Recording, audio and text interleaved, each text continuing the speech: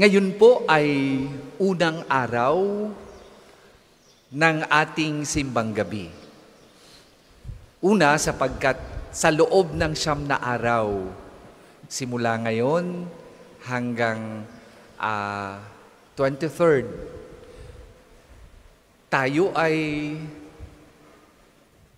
magninilay. Ano ang ating pagninilayan? Ang pagninilayan natin ay ang pagdating ng ating Panginoong Jesus ngayong Pasko. At may dalawang bagay na inaasahan sa atin ngayong mga panahon na ito. At ano po yung dalawang bagay na yan?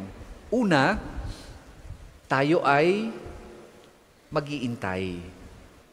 At ang ikalawa, tayo ay maghahanda sa ating paghihintay. Pag tayo ay nag-iintay, ano ba ang ating ginagawa? Ang ating ginagawa ay tumitigil doon sa pangkaraniwan nating ginagawa at binabantayan ang pagdating ng ating iniintay. May mga pag-iintay na nakakainip dahil hindi tayo sigurado kung darating ba yung ating iniintay. At may mga pag-iintay na masakit sapagkat yung inaasahan natin ay hindi yung ating iniintay. Kaya nga, ang pagkakataong ito na ibinibigay sa atin ng Panginoon is an opportunity to pause and reflect. At ano ang pagninilaya natin? Walang iba kundi ang pagdating ng ating Panginoon. Wala tayong pagninilayang iba. Tatandaan natin na ang ating iniintay ay hindi naman ordinaryong tao lamang. Tatandaan natin ang ating iniintay ay hindi lang namang espesyal na regalo sa ating buhay. Diyos ang ating hinihintay. Kaya dapat espesyal ang ating paghihintay para sa Kanya. At hindi natin binabaliwala lamang yung opportunity to share the fruits of His coming.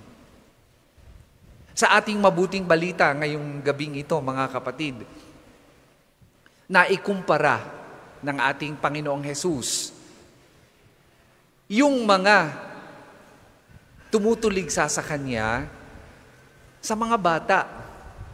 Ano ba ang ibang katangian ng mga bata bukod doon sa pagiging innocent nila? Ang mga bata ay alam natin kulang sa karanasan, kulang sa karunungan. Kaya nga kahit napakahalaga or significant person ang darating sa kanila, dahil sa kanilang kakulangan ng wisdom, kung minsan nababaliwala nila at ikinukumpara niya tayo sa mga bata bilang mga Kristiyano na kalimitan ay binabaliwala ang pagdating ng ating Panginoon at binabalaan tayo na huwag tularan yang karaniwang kaisipan na yan ng mundo. Bakit? Hindi para sa Diyos na ating iniintay, mga kapatid, kundi para sa atin na nakasalalay sa ating tamang paghihintay ang bunga ng Kanyang pagdating.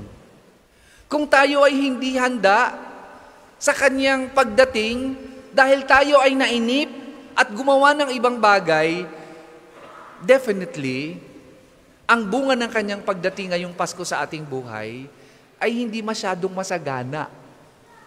Buti nga kung meron pang kaunting sagana, ay paano kung wala? Kaya nga, sa ating paghihintay, dapat kilala natin at pinapahalagahan natin yung ating iniintay, ang ating Panginoong Hesus. At kung pinapahalagahan natin, pupunta tayo dun sa ikalawang bagay. Ang paghahanda. Paano ba ang tamang paghahanda sa pagdating ng ating Panginoong Hesus? Nakita natin at naririnig na natin na simoy Pasko na. September pa lang, naririnig na natin uli yung team song ng Pilipinas tuwing darating ang panahon ng Pasko. Yun yung awitin ni Jose Marichan. Bilang hudyat ng pagpapasimula ng paghahanda natin sa Pasko, na bahagi ng kultura nating mga Pilipino. Para sa atin, ang pinakamalaking selebrasyon ay Pasko. Diyan nagaganap ang maraming bagay. Pagsasama-sama ng pamilya. Para sa atin, kapag wala ka sa Pasko, sa pagsasalo-salo ng pamilya, parang isang mortal sin, except when you are abroad. At kung kayo ay nasa abroad, ganun din ang tradisyon ng mga Pilipino nagsasama-sama. Nagsasalo-salo. Nagbibigayan ng regalo. Yan ay mga outcome ng paghahanda natin ngayong Pasko. But these are all external. Tatandaan natin mga kapatid. These are all external preparation na sana nga ay bunga ng pinakamahalagang paghahanda natin sa darating na ating iniintay, yung tunay na preparation, yung internal preparation. Sa unang pagbasa, sinusumbatan ng Panginoon ang bayang Israel. Bakit? Sapagkat matigas ang kanilang ulo at hindi sila sumusunod sa utos ng Panginoon. Kaya anong nangyari sa kanila? Napahamak ang kanilang buhay. Kaugnay ng ating paghahanda, ang unang internal preparation natin sa pagdating ng ating Panginoon na mahalaga ay sikaping masunod sa ating kalooban ang utos ng Diyos. Mahalin ang Diyos ng higit sa lahat. Make God number one in our life. Pag hindi number one ang Diyos sa buhay natin, magkakaletse-letse ang ating sarili, ang ating relasyon sa kapwa at ang ating buhay. Pag inuna natin ang pera kaysa sa Diyos, pag inuna natin ang ating karir kaysa sa Diyos, mawawala ang lahat ng kasaysayan ng ating paghahanda.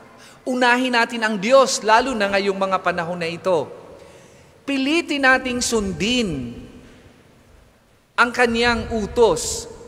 Bakit sinabi ko pong pilitin? May mga bagay tayong hindi talaga dapat i-push. May mga bagay na alam natin na if it is not our timing, it is not our timing. If it is not meant for us, it is not meant for us. Pero pagkakabanalan ang pinag-usapan at kabutihan at kapag ang nakasalalay ay ang kinabukasan ng ating kaluluwa at relasyon sa Diyos, by all means we have to push it. Dahil sa ating kagalingan. At ngayong panahon na ito ng ating paghahanda, pilitin natin ang sariling masunod ang utos at aral ng Diyos. Sabi nga sa kasabihan, ang taong masunurin, tagumpay ang aanihin. Kapag masunurin tayo sa ating mga magulang, hindi tayo suwail, ano ang nangyayari sa atin? Nagiging tagumpay ang ating buhay. Lalo na kung tayo masunurin sa utos ng Diyos. Mas lalo tayong pagpapalain ng Diyos sa ating araw-araw na pamumuhay. Ano pa ang utos ng Diyos? Matuto tayong magpatawad. Ngayong tayo'y naghahanda, sikapin nating makapagbalik loob sa Diyos. Humingi tayo ng tawad sa mga taong nasaktan natin sa buong taon. Magpakumbaba tayo sa mga taong nakaaway natin dahil sa mga paninindigang napilitan tayo dahil sa ating pangangailangan. Sa mga paninindigang pinairal natin ang ating pride, makipagkasundo tayo. Alisin natin ang galit at inggit sa ating puso. Alisin natin ang pagnanasang masama na nagdadala sa atin sa mas malalaking kasalanan. These are all internal preparation that we need in order to worthily prepare the coming of Jesus Christ this Christmas. Mga kapatid, huwag sana nating baliwalain ang paghahanda natin ngayong 9 na araw. Sayang naman kung bubuuin natin ang simbang gabi dahil meron tayong pinaghahandaan, kung matutuon lang sa panlabas na paghahanda ang ating gagawin. Wala pong saysay ang bagong damit, ang bagong sapatos, ang masarap na pagkain, sapagkat yan pag nalabhan, pag naikain natin, pag nabusog tayo, lilipas at lilipas ang lahat ng yan. Kukupas at kukupas ang lahat ng yan. Mawawala ang lahat ng yan. Pero ang internal preparation na kailangan natin, kapag yan ay naging bahagi at na-assimilate natin sa ating buhay, ano ang kapalit nito? Paglago sa pakikipag-ugnayan sa Diyos, karunungang makadiyos na magdadala sa atin kung saan tayo tinatawag ng Diyos. Ang buhay na ganap na ang sentro ay ang Panginoong Jesus. Please all stand.